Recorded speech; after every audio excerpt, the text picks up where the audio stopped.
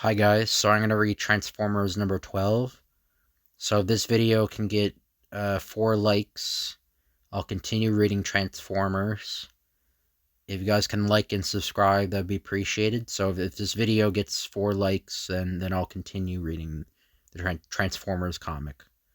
But Optimus Prime, Autobot Killer. The Transformers Prime Time. 6 miles above the Oregon countryside, the thin air vibrates with the thundering crack of a sonic boom. And to a lesser extent, with the delighted squeal of a high school student's excitement. Wow, this is great! Bob Budiansky, writer. Herb Trimpe, penciler. I think he drew the Hulk comics. He drew the Hulk comics in the 70s. Herb Trimpe. Al Gordon, inker. Janice Chang, letterer. Nell Yomtov, colorist. Michael Carlin, editor. Jim Shooter, editor-in-chief. And inside sits the speeding jet's lone passenger, Buster Witwicky. Flying Jetfire sure beats driving Dad's tow truck. And how? Too bad I'm not here just for a joyride. The Autobots are counting on me to help them out, and I intend to, since what's happened to me has put me in the unique position to do just that. First, I discover the head of Autobot leader Optimus Prime, held captive by the Decepticons. I trusted him when he asked me to put 2 wires to my forehead. Boy, did I get fried. I didn't stay around long enough to ask what he did to me. So that was in issue number 6. Later, Bumblebee explained so that's short for Optimus Prime. Optimus Prime had transmitted into my head something called the Creation Matrix. That's the computer program that allows Transformers to telekinetically manipulate and infuse life into ordinary metal. And thanks to the Matrix, I was able to blow Jetfire to bits with just a thought when the Decepts sent him to kidnap me to get the Matrix back. Bumblebee then told me I could reprogram Jetfire's brain, put it under my control, even give it life if I wanted to. He said that way we could fool the Decepts, let them think Jetfire had succeeded in capturing me. Then, when I was among them, I could order Jetfire to free Optimus. But I wasn't certain that my dad wanted me to get involved, until he said the choice was mine to make. So that was last issue, number 11. So I used the Matrix to put Jetfire back together and reprogrammed his brain to obey me. And here I am now. Ha! Decepticon Commander Shockwave will never suspect his captive is actually the Captor until it is too late. Shh! Repeat, this is your final warning. Huh? U.S. Air Force jet fighters! Oh no! I was so spaced out, I must have not heard them trying to hail me on the radio. Radar must have picked us up and they were sent to investigate. What do I do now? Hey, Jetfire's taking evasive action. And now he's blasting them. He must have been programmed by Shockwave to do all this in case of attack. He's knocking those jets out of the sky like a... Can't take this. Spinning. Blacking out. Not programmed to consider the frailties of the human passengers, Jetfire completes a spectacular string of dives and rolls as he downs the last Air Force jet. And Buster Witwicky is knocked unconscious. As per pre-programmed instructions, Jetfire resumes his original course, which takes him towards Black Rock Aerospace Assembly Plant No. 1, present headquarters of the Decepticons. Inside, Rumble, since you're responsible for allowing the fleshling to sneak by you and take the creation matrix from Optimus Prime, I have decided on an appropriate punishment for you. Yes, Commander Shockwave. Since you seem to need the practice, You are assigned to guard these fleshling workers. Is that all? What a relief. With pleasure, Commander Shock. And if even one escapes while you're in charge, I shall do to you what I do now to this jet. Understood? Yes. Oh, one last thing, Rumble. Have your Gaskatronic system checked. Your head module seems to be leaking lubricant. Moments later, in the chamber that holds the head of Optimus Prime. Your report, Soundwave. As you suspected, Commander Shockwave, there was an eavesdropping device hidden within these walls. Is that... This. But we can talk freely. I am using my radio wave jamming ability to prevent its function. You see, Optimus Prime, Laserbeak was attacked by Autobots seeking to prevent us from taking the fleshling you call Buster Wiki. So that was last issue. Logically, your followers would have only attempted such a rescue if they knew our plans, and they did, by way of that telephone. Now the fleshling is ours. Jetfire brings him here as we speak. The life... It's very hard. I used to be better at doing Optimus Prime's voice, but I'm not as good for some reason. I got worse. In high school, I was really good at doing it. The life of an innocent human hangs in the balance, and I am to blame. Soundwave, reactivate the phone. I believe the Autobots shall be interested in what I have to say. Meanwhile, a most awesome array of vehicles rushes to the aerospace plant. The Autobots. Hound leads the way, followed by Prowl, Gears, Huffer, towing the components of Optimus Prime's form. Brawn, Jazz, Ironhide, Sideswipe, Windcharger, Tailbreaker, and Cliffjumper. From a wiretap built with the aid of their human ally, J.B. Blackrock, they know Shockwave's plans to terminate Optimus Prime's life. I'm receiving a transmission. Oh, if they don't know if Bumblebee was successful in keeping Buster out of the clutches of the Decepticons. From my remote link with our wiretap, it's Shockwave's voice. You will be dropped in the swamp, Optimus Prime, where you'll sink into oblivion, only aware of the corrosion that slowly consumes your circuitry, until you are no more. The Autobots pull over as Hound projects an holographic map of the region, culled from his memory banks. This is the area Shockwave spoke of, Prowl. It's nearby. Then that is where we go. Autobots, roll out. Meanwhile, back at aerospace plant, Jetfire returns, as I predicted, with 99.88% certainty, Soundwave. Have you something to give me, Jetfire? Ah, yes. As programmed, you have successfully procured the fleshling. My sensors indicate he is unconscious, but operative. Good. With the fleshling in my possession, you, Optimus Prime, are obsolete. Now I can use the creation matrix encoded on the fleshling's brain to send life coursing through thousands of new Decepticons. And once this machinery has fully integrated him into its circuitry, he will begin instilling the 100 new jet warriors built by this plant's human slaves with life. And then no force, human or Autobot, shall be able to stop us from conquering this world. Minutes later. This is the swamp Shockwave spoke of. Look, someone's flying towards us. Must be the Decepticons. Then let's blow them out of the sky, now. You speak rashly, Sideswipe.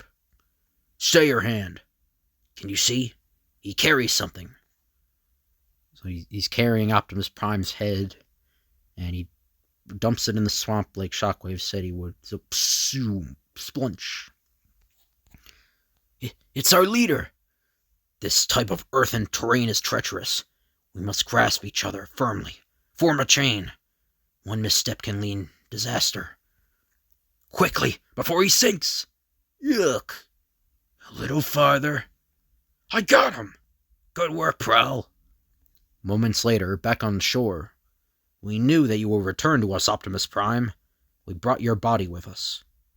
Now, within close range, Optimus's head takes radio control over the body and orders the hands to grasp him and reattach him. And, as witnessed by the assembled Autobots, Optimus Prime is whole again. Or is he? Welcome, The blast from Optimus Prime's laser rifle is completely unexpected. Prowl has no time to avoid it. Nor do Trailbreaker, Windcharger, and Cliffjumper. Even more surprising is the awful sight that awaits Cliffjumper when he again looks up. Decepticon, Soundwave, Buzzsaw, Frenzy, Ravage, and Laserbeak. Optimus, why? Be advised, Autobot. Your leader obeys us now. Meanwhile, what happened? Where am I? I'm trapped. I must have blacked out, and Jetfire took me captive, like he was originally programmed. And it looks like Shockwave has plans for me. Bad plans. Those gadgets are moving, getting closer. There's that one-eyed creep now. Your Autobots reacted as I anticipated, Optimus Prime. They joined the false head I built with your real body. Thus, in essence, you have attacked your own allies.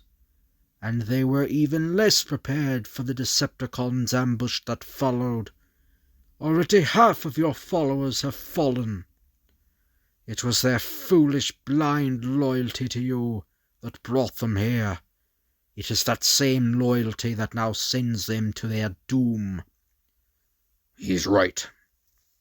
I bear the responsibility, but worse, I have failed as a friend. And as for the friend, this isn't how Bumblebee and I planned it. The Autobots were counting on me, and I blew it. Huh? Buster's attention turns towards the roof opening as Jetfire returns, and while landing, transforms into his robot mode. Jetfire, now that you have lured the Autobots to their doom, there is one more mission you must undertake. Dispose of the original Optimus Prime head. Now! The hand of the unliving Decepticon immediately reaches for the helpless Autobot. But, my last chance. Gotta concentrate. Use the Matrix to override Shockwave's command. Take control of Jetfire. Order him to... Smash Shockwave! Commander Shockwave! Talk to me, Commander. Don't leave me here, all alone. And this guy says, did you see that? With all these humans? Come on, let's get out of here. Only this guy's in our way, but not for long. Let's get him! Meanwhile, now transform Jetfire, and take Optimus to where you left his body. So that's the drills coming to Wiki's head. Maybe I'll pull this one out yet. Meanwhile, back at the swamp, Prowl leaps the tattered remnants of his Autobot warriors in battle against the Decepticon onslaught. His efforts are valiant, but ultimately futile. And bearing witness to this carnage is the false head of Optimus Prime, no longer under Shockwave's control. His body stands immobile. There is no spark of understanding, as his optical sensors receive the visual input of the flying form of Jetfire streaking towards him. Nor does he exhibit the slightest hint of pain as powerful hands close around his head and rip it from its torso. None of the nearby combatants notice the body of Optimus Prime fling the false head into the swamp. Oh. The huge body's arms reach skyward, now under the radio control of the true Optimus Prime. Oh. Who's... The Autobots now lie in ruins. We've won. Wrong, Soundwave. Silence, slave. I can be silent no more. Very well. What is it you want, puppet? I want you.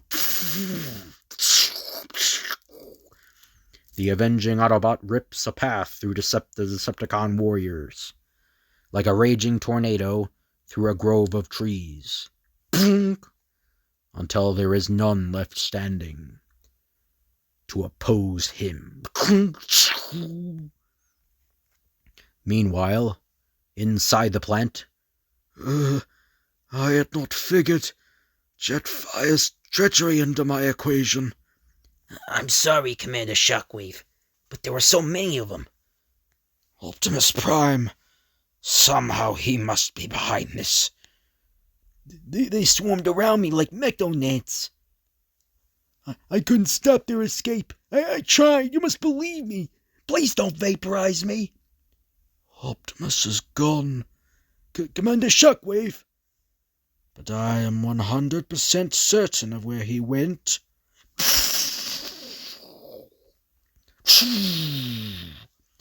Optimus Prime. I had not planned on destroying you personally, but now I see it was always logical that I should. Irresistibly logical. Your logic, Shockwave, appears flawed. To me. Your hydraulic reflexes are remarkable, considering how long it's been since they were connected to your cerebral circuitry. It is just a matter of time before my gun arm is in a position to disintegrate you. Time is something you just ran out of, Shockwave. And the time for Decepticon evil on this planet is over too. Your destruction shall mark its passing.